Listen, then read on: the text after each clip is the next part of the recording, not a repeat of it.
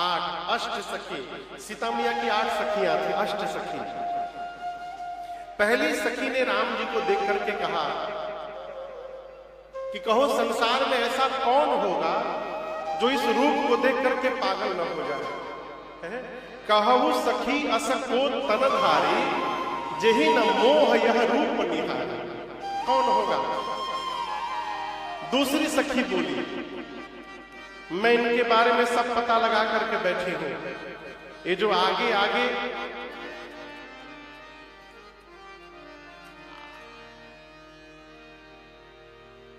आगे आगे जो धनुष बाण लेके चल रहे हैं सांवले वाले, इनका नाम है राम। अब पीछे पीछे जो गोरे वाले हैं उनका नाम है लक्ष्मण। ये दोनों अयोध्या वाले महाराज के बेटे हैं। विश्वामित्र जी की यज्ञ करके रक्षा करने के लिए आए थे, यहाँ धनुष यज्ञ देखने आए हैं। और मुझे पता चला है कि राम जी ने रास्ते में अहिल्या जी का भी उद्धार कर दिया। दूसरी सखी बोली, सरकार, और जहां बोल रही है सखियां वहीं नीचे राम लक्ष्मण जी चल रहे हैं। सखियों की आवाज लक्ष्मण जी के कान में गई, राम जी के। लक्ष्मण जी राम जी से बोले, भैया लग रहा है कि ऊपर हम लोगों का कोई बहुत खास बैठा है, पूरा पता परिचय हम लोग का उसके पास है, एक बार देखो क्या कौन बोल रहा है। राम जी बोले, चुपचाप नीचे देखो, ऊपर देखना मत, देखला कि फसल। तीसरी सखी बोली, मैं एक बात बताऊं, इस सांवले को देख करके ऐसा लग रहा है ना कि सीता जी के लिए एकदम उचित दूल्हा हो। यदि महाराज इनको जान गए, देख लिए, तो मेरा मन कहता है प्रण त्याग करके अब बरबस विवाह कर देंगे इनसे। चौथी सखी बोली, अरे क्या पता तुमको, महाराज इनको जान गए हैं, पहचान भी गए हैं, लेकिन उसके बाद भी प्रण का त्याग नहीं किया महाराज ने। पांचवी सखी बोली, चिंता मत करो, जहां तक मुझे पता है ब्रह्मा जी सबको उचित फल देते हैं, और यदि ये बात सत्य है तो मैं कहती हूं ये सांवला ही सीता को प्राप्त होगा, इसमें कोई संशय नहीं है। छठवीं सखी नाचने लगी, बोली, तुम्हारी बात सत्य होगी तो कितना आनंद होगा। ये जब जब सीता जी की विदाई कराने आएंगे हम लोगों को तब तब इनका दर्शन प्राप्त होता रहेगा, कितना आनंद होगा। सातवीं सखी ने संशय प्रकट किया, नहीं नहीं, इनसे धनुष हिलेगा भी नहीं, कितने छोटे हैं, इनसे धनुष हिलेगा क्या। आठवीं सखी, अंतिम सखी बोली, देखो, जिसने एक बाण में सुबाहु को मार दिया, ताड़का को मार दिया, जिसके पांव के रद से अहिल्या जी को गति प्राप्त हो गई, वो राम जी धनुष को तोड़े बिना रहेंगे। मेरी मानो, जिन ब्रह्मा जी ने सीता जी को बनाया है उन्हीं ब्रह्मा जी ने इस सांवले को भी बनाया है, दूल्हा तो यही बनेंगे, इसमें कोई संशय नहीं है लेस बात। सखियां मंगल गीत गाती हैं, पुष्प की वर्षा करती हैं। राम जी बच्चों के साथ धनुष यज्ञ का दर्शन करके वापस गुरु जी के पास गए हैं। संध्या, बयारू आरती, रात्रि भोजन, विश्राम। प्रातः काल हुआ, सबसे पहले उठे लखन निशि विगत सुनी, अरुण शिखा धुनी का। गुरु जी से पहले जगतपति जागे राम। एक एक शब्द देखिए, उठे लखन। लक्ष्मण जी क्या किए, कब उठे? उठे लखन निशि विगत सुनी। निशि मतलब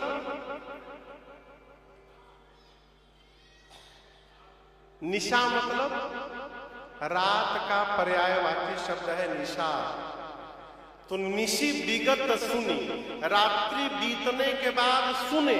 क्या सुने? अरुण शिखा धुन का।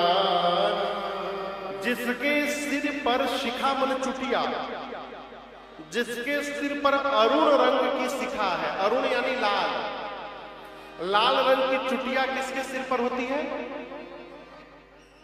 डाई कराया हुआ शिखा नहीं, असली शिखा, मुर्गा मुर्गा।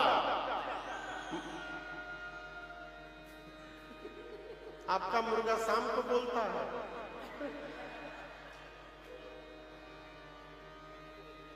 अमेरिकन मुर्गा है ना। हम लोग एक बार गए न्यूजीलैंड में राम कथा गाने, ऑकलैंड में। तो जो भैया बुलाए थे उनका फार्म हाउस था, वहां कोई रहता नहीं था। तो फार्म हाउस में हम लोग रुके थे, हम थे, विनय थे, विनायक थे, और उसके पीछे बहुत बड़ा एक मैदान था। तो जो फार्म हाउस था, मैदान के दूर में एक आदमी के पास मुर्गे थे, मुर्गे, बड़े बड़े मुर्गे। मतलब उतना बड़ा मुर्गा नहीं, उतना बड़ा दिखा दिया। तो सरकार कहाँ लाए थे भैया?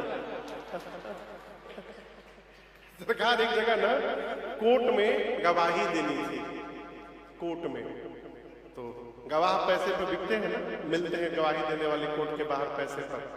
तो एक गवाह देने वाला उसका ही काम था, सब जगह गवाही देता था। तो बोला 500 रुपए में गवाही दे दूंगा मैं। तो 500 रुपये उसको दिया गया। वकील ने कहा केस समझ लो। बोला केस कुछ नहीं समझना है, मेरा दिन रात का काम है, यही करते हैं वाले, जानते नहीं हो क्या केस में गवाही देनी। मतलब मैं मैनेज कर लूंगा, ले चलिए, हमको टाइम नहीं है, आके फिर दूसरी जगह देना है।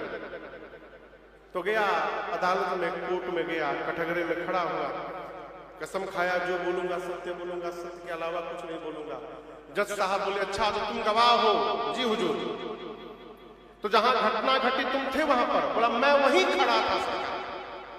अच्छा तुम सामने थे, कितनी बड़ी थी वो? अब तो फंस गया, न जाने किसके बारे में पूछ रहा, कितनी बड़ी थी। बोला सर सरकार मैं देखा था, जहां तक मुझे याद आ रहा है इतनी बड़ी होगी। जब मुर्गी उतनी बड़ी होती है? बोला अभी दूसरा हाथ नहीं लगाया था सरकार। इतनी बड़ी थी वो। वहां हम लोग गए कथा गाने, तो सोते थे। एक तो भारत के हिसाब से वहां नींद जल्दी ना आती, तो जैसे 1-1.5 बजे तक नींद लगी, तब तक वो बगल में जो मुर्गा पाला था उसका सभी मुर्गे चले आए मैदान में, हम लोग के कोर्ट रूम के पीछे। अब वो समझिए 2:30-3 बजे रात से कुकड़ू बोलना शुरू कर दे। इतना तेज सब बोले कि अलार्म उतना तेज नहीं बजेगा। हम लोग उठ के बैठ जाए।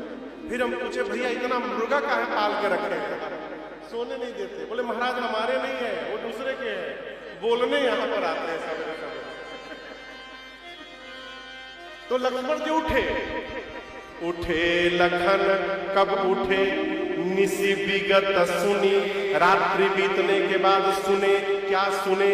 जिसके सिर पर अरुण शिखा धुन का, जिसके सिर पर लाल रंग की शिखा है, यानी मुर्गे की ध्वनि को सुनकर रात्रि बीतने के बाद लक्ष्मण जी जगे। लक्ष्मण जी जगने के बाद जाकर राम जी के पांव की सेवा शुरू किए। तो गुरु जी से पहले जगतपति जागे राम राम जी जगे। राम जी लक्ष्मण जी जाकर गुरु जी की सेवा किए। तो सबसे अंत में गुरु जी जगे। प्रातः क्रिया से भगवान निवृत्त हुए, सोचे गुरुदेव पूजन करेंगे तो पूजन में पुष्प दल लगेगा। तो स्वयं अनुमति मांग करके गुरु जी से राम जी पुष्प दल लेने के लिए चले। बाबा कहते हैं समय जान